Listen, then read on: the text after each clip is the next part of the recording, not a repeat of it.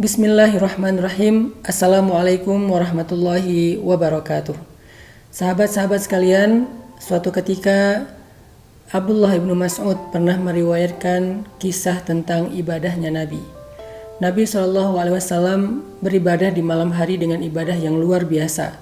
Sampai kata Abdullah, kaki beliau bengkak, air mata beliau memenuhi pipi beliau, dan beliau terlihat sangat lelah karena ibadah itu.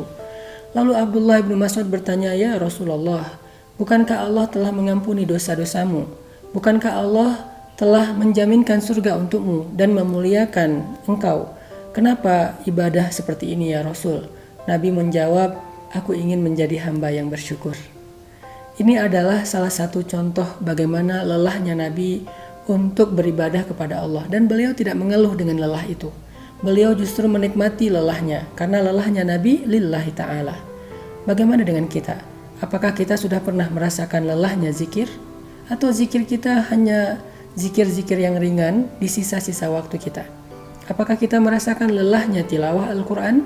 Apakah kita merasakan lelahnya itikaf dan tahajud, begadang untuk berdoa, sholat malam, kemudian sujud panjang, zikir pada Allah?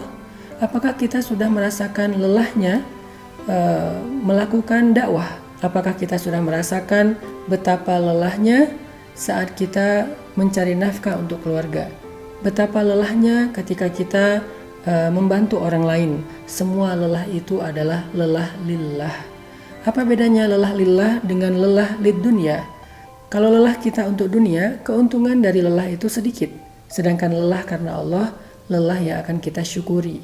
Lelah yang pasti Allah akan membalasnya berlipat ganda. Karena Allah Subhanahu wa taala berfirman, "Hal jazaul ihsan illal ihsan." Adakah balasan satu kebaikan kecuali kebaikan? Al jaza ala qadril masyaqqah. Jangan bersedih ketika kita merasakan lelah saat beribadah. Ketika kita merasakan ada masalah saat kita beramal solih. Ketika kita merasakan beban dan ada rasa berat yang luar biasa untuk melakukan satu kebaikan. La tahzan, jangan bersedih. Kenapa? Karena sesungguhnya para ulama mengatakan balasan Allah itu tergantung tingkat kesulitan dalam beramal. Semakin berat dalam beramal, semakin istimewa balasannya. Semakin berat dalam beramal, semakin besar pahalanya di sisi Allah Subhanahu wa taala. Jadi kalau kita ngerasain sholat kita lebih berat daripada orang lain. Kenapa? Mungkin karena jarak ke masjidnya lebih jauh, mungkin karena cuacanya lebih dingin, mungkin berpuasa di beberapa wilayah di bumi lebih lama waktunya daripada di tempat yang lain, maka la tahzan, jangan berkecil hati, karena sesungguhnya Allah membalas ibadah kita bukan hanya dari sisi apa ibadah yang kita lakukan, tetapi Allah juga melihat seberapa sulitnya kita dalam melakukan ibadah itu.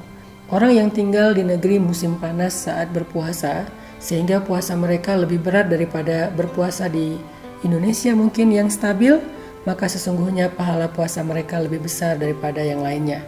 Orang yang melakukan ibadah haji dengan susah payah menabung, kemudian perjalanannya juga jauh dan penuh dengan ujian, maka dia mendapatkan pahala haji yang lebih besar daripada orang yang berhaji dengan cara yang mudah.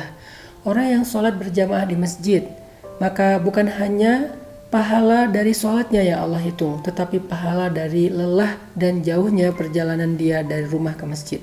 Orang yang paling besar pahalanya di dalam sholat berjamaah adalah orang yang paling jauh rumahnya dengan masjid. Tetapi ada juga orang yang lelahnya bukan karena Allah.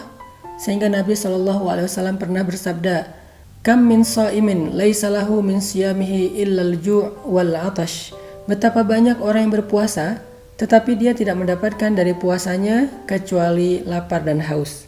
Betapa banyak orang yang sholat malam, tetapi dia tidak mendapatkan dari sholatnya kecuali lelah dan ngantuk.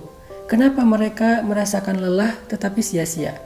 Karena ibadah mereka, lelah mereka bukan lillah, bukan karena Allah.